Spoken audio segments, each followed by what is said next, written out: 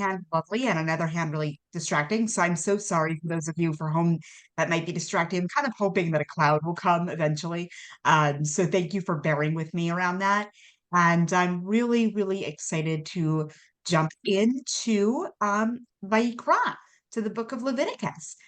And I want to just say a couple of words about where we are in the Torah and where we're going. And then we'll do a little bit of work on this Parsha. Also, of course, it is Purim this weekend, but we'll be focusing on Vayikra specifically today. So Vayikra is the opening Parsha of the book of Leviticus, of Vayikra. And we're sense this week of how ritual sacrifices or korbanot happen. When you would bring a korban, for what reason you would bring a korban. It really is like an introduction to a ritual manual that will be going with us for the next few months and really detailing how the actual service in the Ohel Moed happened, how the service in the tent of meeting in the Mishkan, which we've spent a lot of time building the last few weeks, how that service actually happens. Um, and whoops. If you guys hear my screen reader in the background, I apologize. There's a lot of announcements coming at me, so I'm sorry about that. So I'm going to invite folks to please just be mindful of just be aware of that. And I'm sorry if that's a bit distracting. We are Um, yeah, but I can make the chat just come to me if that would be helpful to you. that'd be great. Yes, Okay. please. I'm glad that you're not hearing it. That's great. Um, so here we are. Well, I shouldn't say that's great. I'm glad to know that that's not coming through. I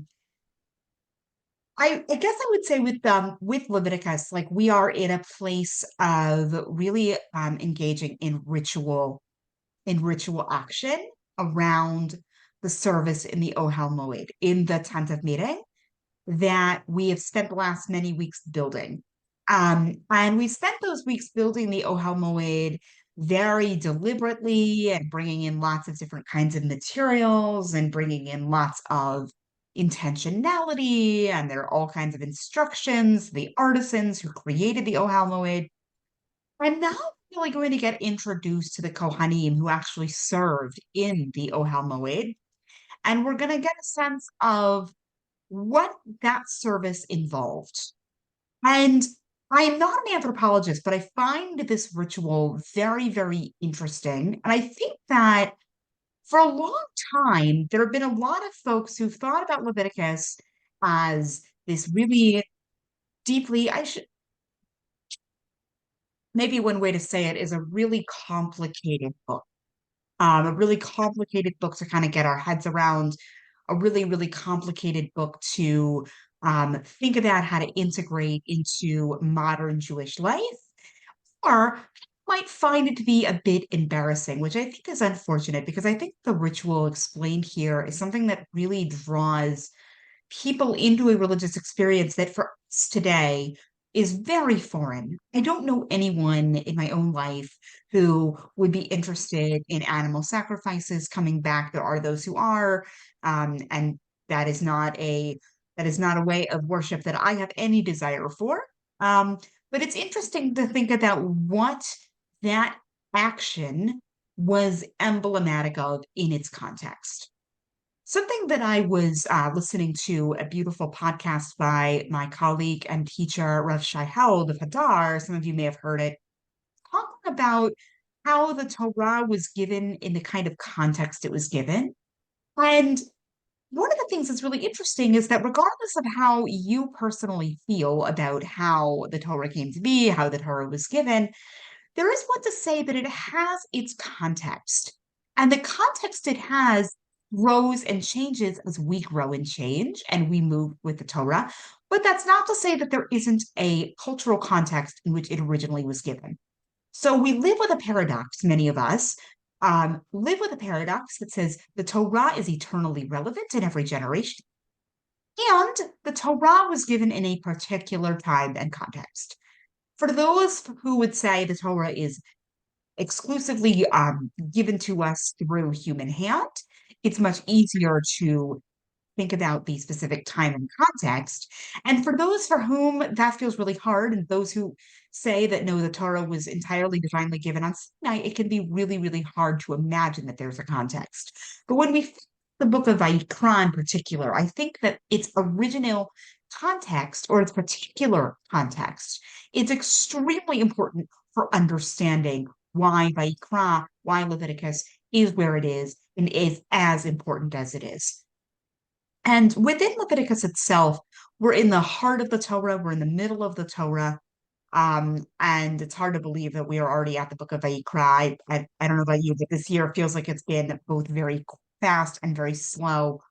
We are at the shortest of the five books of the Torah, and we are at the book of the Torah that has the smallest amount of narrative, I believe. There are, at least according to to Robert Alter, there are two main incidences of narrative in the book of Vayikra. Otherwise, it's all ritual and law. And the two examples of narrative we're not going to get to for a few weeks. One of them is the death of Nadav and Avihu, which happens in Parashat Shmini, which we'll be reading in a couple of weeks from now. And the other has to do with an Egyptian who blasphemes, quote unquote, and that happens later on in the book of Vayikra. Everything else is law and ritual description.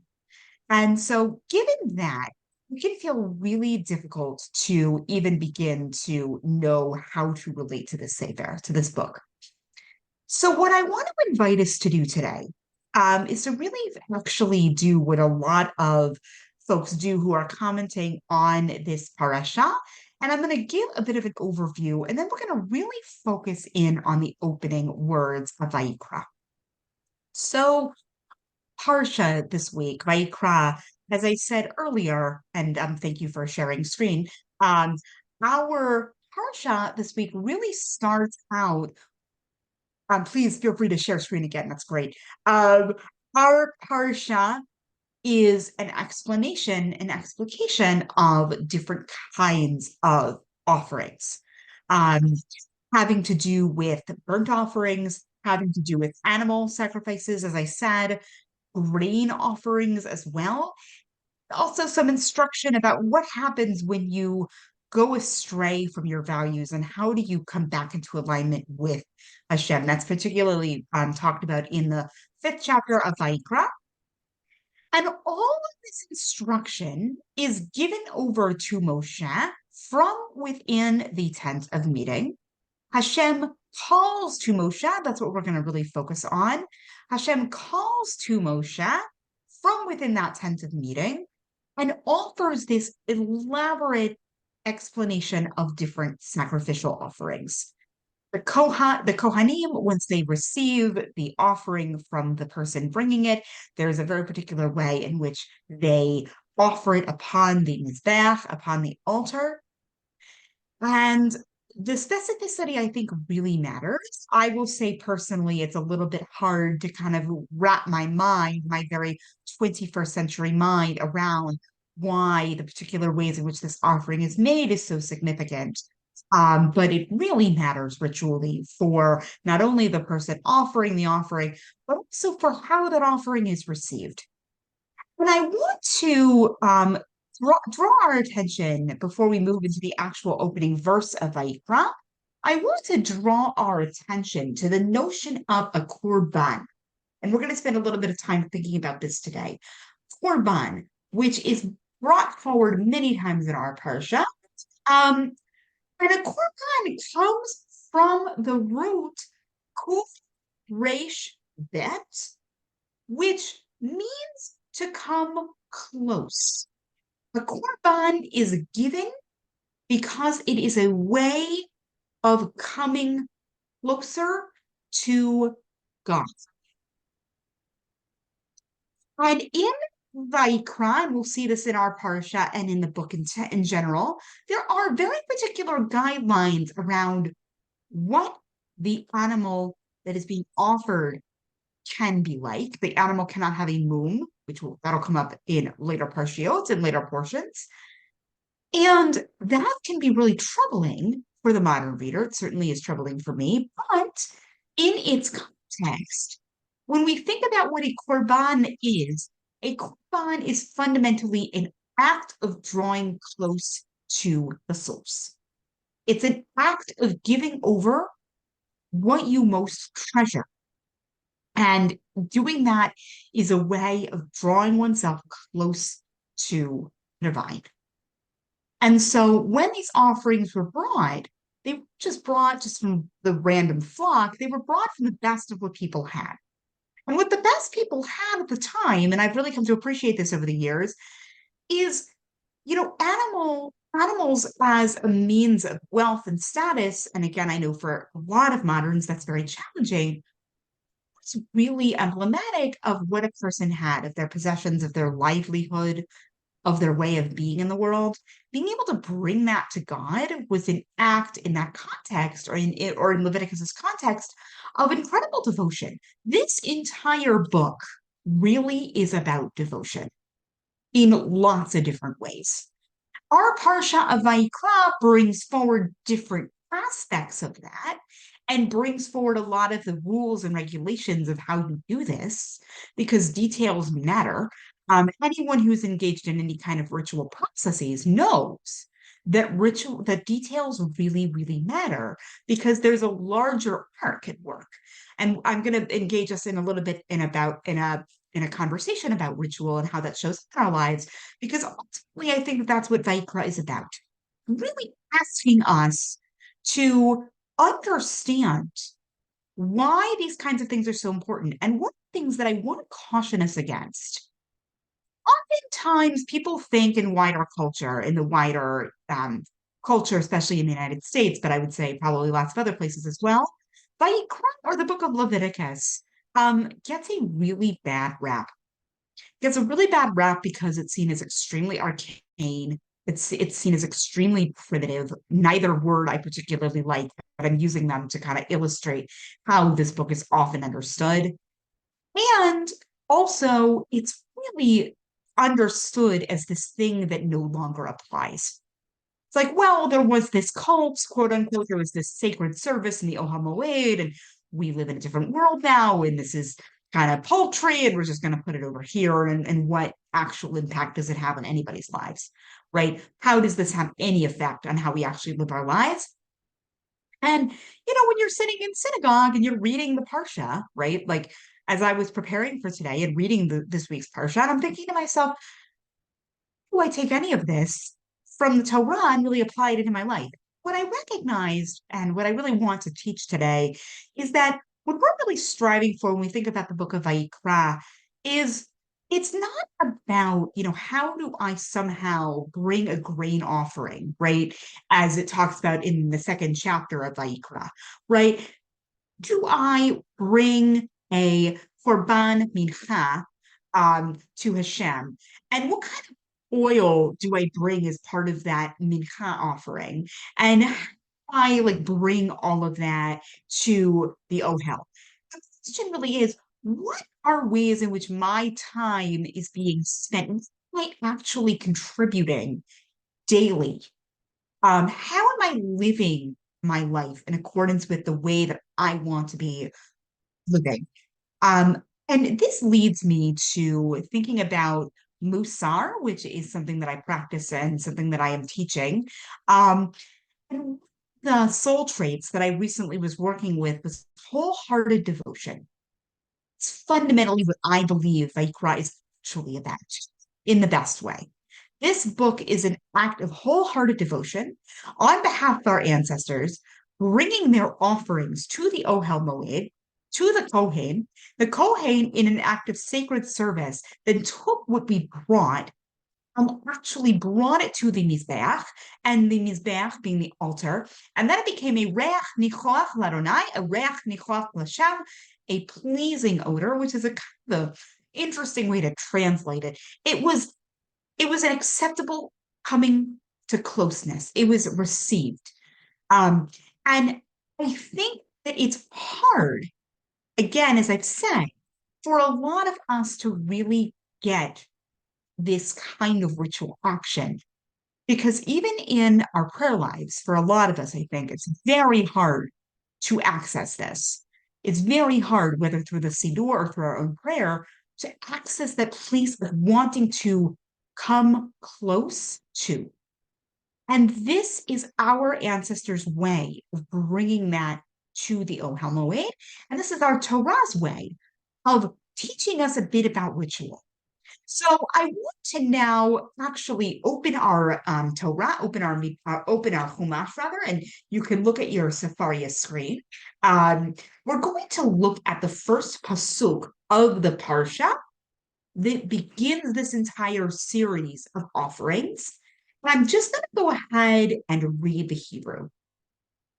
Vayikra el Moshe v'yedaber Hashem elav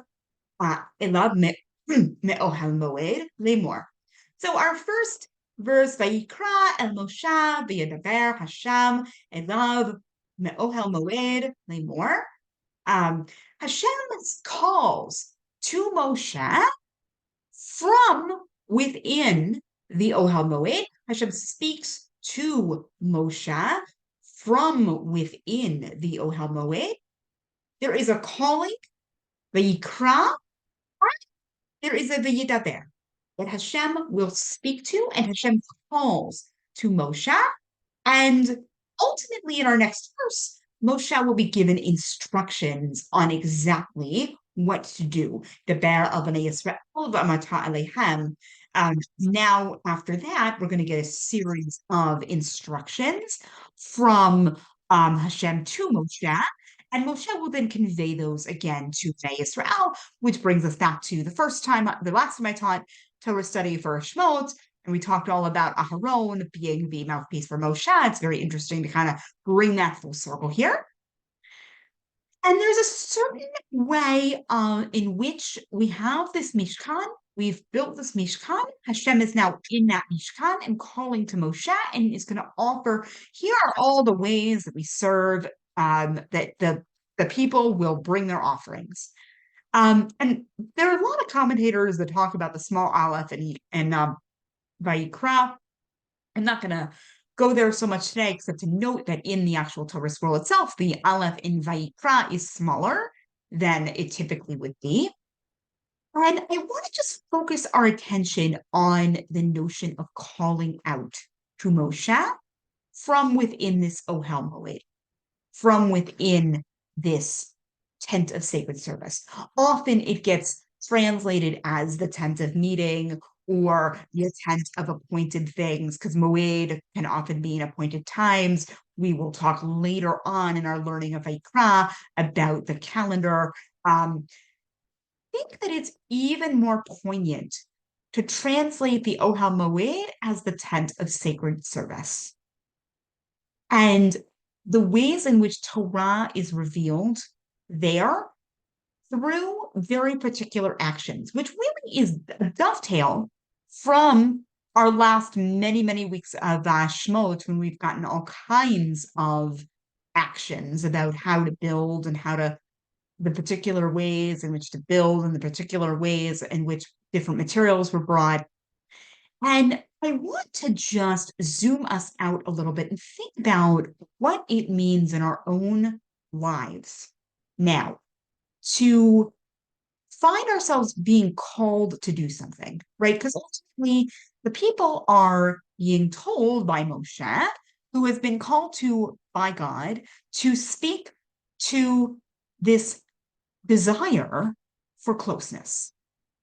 And it's a very intricate system of bringing that desire for closeness into reality. And again, it's a system that I think many of us would have a very hard time relating to. Rather than, as I think happens a lot, particularly in non-Orthodox spaces, which is where I'm based, so that's what I can speak to, there's a tendency to dismiss these korbanot, these sacrifices. There's a tendency to say, we're beyond this, we're at a different time now. We now have the sacrifices of our lips. We no longer offer grains. We no longer offer animals. Thank goodness we've moved beyond this. And while I think it is fair to say that many of us do not wish to return there, There is something that is very beautiful about the sacrifice of our lips, about our tefillah, our prayer. I think we miss the larger point, the larger teaching of this Sefer of Vayikra. We miss the desire for closeness and the desire for wholehearted devotion. And so I want to invite us to just take a moment internally now, and then I'll invite people to put things into the chat. And I'm going to ask for multiple comments to be read aloud, and I will respond to them. And then we will take some raised hands, but I'm going to ask folks to keep comments short, and I'm going to take several comments at a time, and I'll respond to a round at a time. Um, I'm going to invite us now to take just a moment or two of reflection, thinking about what this idea of coming close in wholehearted devotion really evokes for you. It may not be about entering that sacred Ohel Moed, which we no longer have. It may not be about bringing the best of what we have materially, or maybe it is. But in so many aspects of our lives, we are engaged in wholehearted devotion in ways that are supportive, in ways that are not.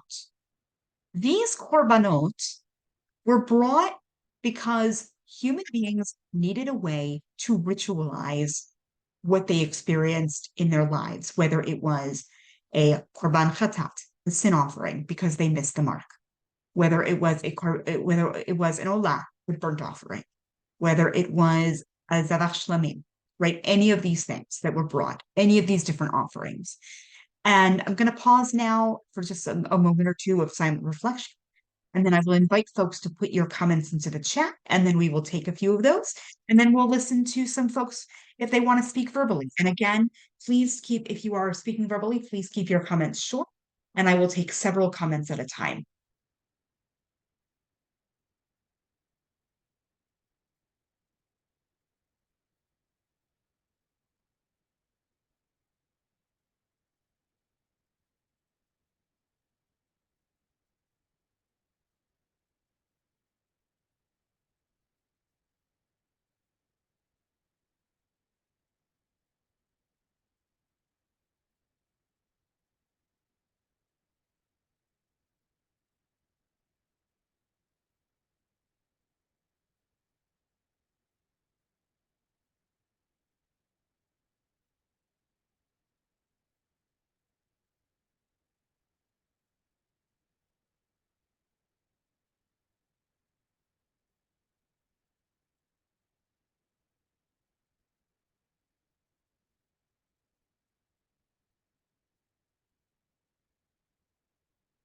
Hey, if anyone has any thoughts or questions related to where we've gone thus far, and I know it's been a very frontal presentation, so I really want to move now to interaction.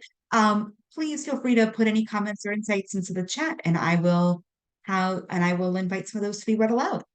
Thank you so much, Tess, for having your hand raised. We will get to people soon, but I just want to make sure there were several repetitive questions in the chat, so I want to make sure that we answer those. In the first verse of our Parsha, there is a small aleph in the first word in Vayikra. Can you speak to like why it would be a different sized font, I guess you could say? Is this a typo? Is this intentional? Yeah, so as I did mention a little bit earlier about the small aleph, but I appreciate the scribal question, like why is it that way? I don't know from a technical safrut or scribal perspective why the aleph in the Sefer Torah is smaller in Vayikra. There are extensive laws of sofrut, of scribal arts, and there is certainly an intentionality. That is definitely very intentional. I don't know enough about sofrut in general to know why. The Hasidic commentators have a really fun time with that small aleph and thinking about its place, and like aleph is the first letter of the Hebrew alphabet, and really thinking about the meaning there on a spiritual and Kabbalistic way. But from a from a practical sifrut perspective, I am confident that there are very extensive explanations for why the aleph is small, and I don't have the expertise in Hilchot Sifrut, in the laws of scribal arts, to be able to say definitively, but I would encourage anyone who does want to get more information about this to go to STAM, scribes, SCRIBES.org. And there are some phenomenal Sofrim and Sofrut who work with that collective. And I am absolutely confident that they know far more about that. But it's a very important question. Thank you for asking it. Thank you. We also had, whenever we're talking about sacrifice, you spoke about how us moderns generally have a range of maybe negative to certainly apprehensive feelings about that. We also know that the rabbis and even in Tanakh, it's clear that magic and idolatry is not something we are into. So there's certain elements of the sacrifice that to us moderns feel, as one person put it, witchy. Can you talk through how this could be completely separated from idolatrous actions? A thread, as you named, right? A thread that comes up again and again in Tanakh and in Torah specifically is separating ourselves out from the practices of the nations that surround us. There is a lot of emphasis on that. And ultimately, it's a really interesting question of like, how do these sacrifices, how are they separate from the ritual practices that we think of as idolatrous of the communities around us that we don't really connect to? And I invite us to think about intentionality behind ritual action.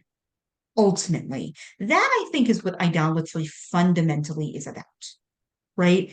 It's also fundamentally about, having a particular sense of religious identity and connection. But if we think about, for example, bring in the perspective, and I'm trying my best to take the perspective of the book Vayikra as an integral unit, right? As an important work, as an important part of Torah that we need to take seriously. I think from within this perspective, the sacrifices are being brought to connect to Hashem, which is greater and bigger than any of us, as opposed to those who create idols from sacred trees, for example, or other gods. Of course, we had a little incident with that a couple of weeks ago with the Egel HaZahav, right? When the Egel HaZahav, the golden calf, becomes that which you worship, that is when you move into idolatry, right? From the perspective of Torah and from the perspective of many thinkers in many generations since then. When the ritual action is a means, not an end, that is the difference, right? The bakar, right, that we're bringing to offer, right, in the Ohel Moed, the tzon, the sheep, the cattle, right? When those animals in this context are a means to connection and to closeness, which makes it substantively different for the Torah than, for example, the Egel HaZahav, the golden calf, which that in and of itself was the end, right? It was the means and the end. So I think that is one of many ways to think about the distinction between these kind of ritual actions and worship that would be considered to be avodah zarah or strange worship. Thank you so much. And Jordan, who was the first person I saw who asked that question, I hope that helped clear anything up. Enough of my questions. Tess, I see you've had your hand raised. I'm going to ask you to unmute and ask a quick question. I'll keep this really short. Kind of on the same topic. It'll be really short. How does this week's Parsha relate to another Parsha way, we're way out, but how does this relate to the first part of Deuteronomy where they talk about idolatry? How does Vayikra and Shoftim, how do they relate to each other, because they're both about idolatry? Yeah, so I think Vayikra in a lot of ways is actually more about sacrificial offerings than it is specifically about idol worship. But I Yeah. do think that there is a connection in the sense of different Torah portions kind of build on and reflect each other. To Okay. kind of go back to something that I was saying with Rabbi Shai Held, what he was talking about in one of his recent podcasts, um, there is this notion that the Torah can grow internally or improve upon itself. We Okay. see that in Deuteronomy, where Deuteronomy and Vayikra are very connected. The books of Deuteronomy and the books of Leviticus have lots of things that connect them. And in some ways, you could argue that Deuteronomy provides a commentary on what came before in Leviticus and changes it slightly. Um, One of the ways in which that can come is I'm thinking about the ways in which the holidays are talked about in different ways. And there are other topics that relate more to Exodus that I'm thinking of right now than Vayikra. So I'm not going to bring those up because I don't want to draw us off track. But I think that the larger point, Tess, and I really appreciate your question, is that there are different ways in which the Torah is a commentary on itself. Okay. Thank you. Absolutely. Thank you. So we have Mark's hand raised, and apologies for adding another plug, but Rabbi Lauren has now mentioned Rabbi Shai Held several times, and we do have an upcoming event where he is speaking about his new book. So I will add that to the chat, and we will then hear from Mark. Um, is animal sacrifice a practice that we brought with us from our 430 years in Egypt? Had some degree of sacrifice even in Genesis, I believe. But I really appreciate your thinking more to make sure that what I said is actually correct, that there is some degree of yes, well, we have the very famous near sacrifice of Isaac, which then turns into a sacrifice of a lamb instead.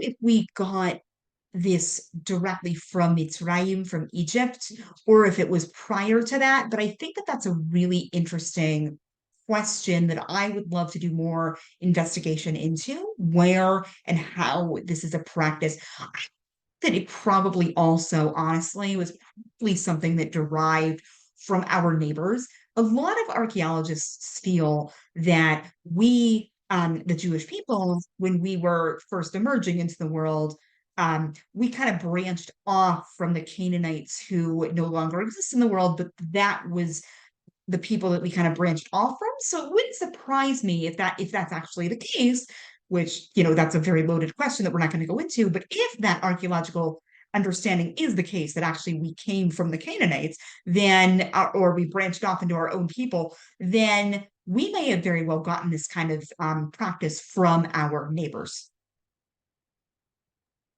Thank you. I see Ross has a hand up. One thing you said earlier in the talk was details matter, and I see it and apply that to the sacrifices that God prescribed. That they are different from the pagan sacrifices, from the Canaanites, etc., because they did drink the blood, they did cook with milk, etc. So there's a differentiation specified out of God's holiness. Is it fair to say, to separate them, but it's still a blood sacrifice necessary as a cost for breaking a covenant? Is that fair to say? Because there is going to be some sacrifices in the future, right? Isaiah and Zechariah, Ezekiel all talk about future sacrifices in the next temple. Yeah, one of the things that you said there that I just want to lift up, I think that's really important, is that in the Parashat of Vayikra, we are told explicitly, and we're told this many times in the book of Vayikra, particularly around kashrut, but even in this week's Parsha, we don't eat blood. That is very, very forbidden. Um, and that there are other things that we're not supposed to eat either. And that is part of what distinguishes us. The blood is the life force. We do not consume blood of the animal as human beings. That is the life force, and that is not something that we are to take part of. And there are in the prophets like lots of other ways of understanding how sacrifices would happen in in future. But I would say, in terms of an answer to that question, that yes, I think that is a very distinguishing factor that we do not engage. And the Torah talks about this we don't engage in the practices of the other nations that surrounded us, that we are dafka not to engage in those things, and that one of the ways we distinguish ourselves is exactly how we sacrifice our animals, for sure. Great. We'll now go to Cindy. Thank you, Rabbi. Hi, thank you so much. I just wanted to know, is there any source for veganism or plant-based eating? Now that you're mentioning sacrifices, is that anti-Judaism to be plant-based because there's so much mention of sacrifices? I just wanted to know. Thank you. I'm so glad you asked, Cindy, as a vegetarian. Yes, I was going to talk a little bit about that. What happens if you are not a meat eater? Not only do I think that plant-based eating is a very, very Jewish thing to do, I think it's like one of the ways in which we can live out our values. Not everybody is a vegetarian or vegan, and we all have our different dietary needs, and that's to be respected. And there are lots of Jewish thinkers. I'm thinking specifically right now, and I imagine he's probably done things with my Jewish learning, Rabbi Shmuley Yaklowitz, who is an inspiration to me. He is a rabbi, a prolific scholar, prolific activist, vegan, all of these things, and really brings all of that together in how he teaches Torah. So I think that for our purposes, right, when we learn about kashrut, which we'll learn about in a couple of weeks, we're going to get well, I shouldn't say our first introduction to kashrut because we've had a little bit of it, but I think the Torah actually, when we think about these animal sacrifices, is trying to curb the human desire for meat, in some ways by saying like you can only eat mammals that have split hooves and chew the cud. You can only have fish that have fins and scales. That there are limits placed because otherwise, if we didn't have structure, if we didn't have some kind of limitation, we might go forward and have whatever we wanted whenever we wanted. And so I do believe, like, this is my personal opinion, right? I happen to be vegetarian myself. I happen to know many rabbis who are. I happen to know many rabbis who are vegan. I think that, and many Jews of all persuasions who are vegetarian and vegan, and I know many people with lots of different dietary needs. I think that how we eat today can really reflect whether we eat meat or not, can really reflect the best of ethical Jewish values, whether it's getting meat that's ethically raised, whether it's thinking about plant-based living. That I think is very aligned with a Jewish way of being. And I think that these animal sacrifices in their time, right, or in their context, I should say, it's about bringing what is precious to God, which for our ancestors were their animals because we were very agrarian, right? And we're not as agrarian anymore. So like, how do we then live aligned with bringing our best selves, with making our best ethical choices, whatever those ethical choices are around consumption and around eating? So no, I do not think that there is a contradiction at all. And in fact, there are lots of people doing really interesting work about Judaism and vegetarianism. Thank you. We have 3 minutes left. So first we'll go to One Arnold. final question. Okay, great.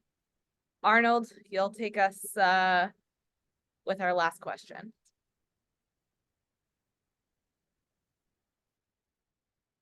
All right, thank you very much. Is there commentary as to why one altar is outside the tent of meeting and one is inside? the tentative meeting? I'm thinking about, I'm not coming up with a commentator right off the top of my head. There is certainly a difference between bringing your sacrifice to the Petach, Ohel Moed, the entrance, the opening, and being able to be actually inside, which was something that only the Kohanim could do, and only particular Kohanim, and we're going to get to that a little bit later on in the book of Leviticus. Only particular Kohanim could actually go behind the paroket, go behind the sacred curtain, and actually perform the services. So there was even there a particular structure, and that got replicated in the temple when people would be in different courtyards, and you could only go into different parts of the temple if you had particular kind of status as a Kohen. And then, of course, the only person who could go into the Kadosha Kodoshim, the Holy of Holies, with the Kohen Gadol. So yes, there were definitely different places different reasons on why there are altars inside and outside, and that has to do with Kohanim serve inside the Ohel Moed. Everyone else kind of goes to the entrance of it, and it's an interesting kind of way to think about sacred service. And is that a way that we want to continue? Or as the rabbis did 2,000 years ago, they really turned that on its head and said, all of us can come close to Torah. And that even gets even more so in the Hasidic tradition, where they really, really believe that every individual can draw close in their own unique way. So I'll turn it back over to Mara now. Thank you so much. Thank you. With just a minute left, I want to thank everyone for starting off Leviticus with us. I hope you'll continue and join us in making meaning of this sometimes foreign, I think, book, and finding ways to use it to help us draw close to our tradition and to each other. Rabbi Lauren, I'm going to kick it back over to you, and I hope that's okay. Would you leave us with an ending thought or intention for the Shabbat and maybe even Purim? Absolutely. Thank you. It's to just allow ourselves to enter into the book of Vayikra with curiosity, with, as we say in Musar, hitlamdut, with an interest and a curiosity in learning. And I know that that can be challenging. It's certainly challenging for me because I have plenty of my own preconceived ideas about Vayikra.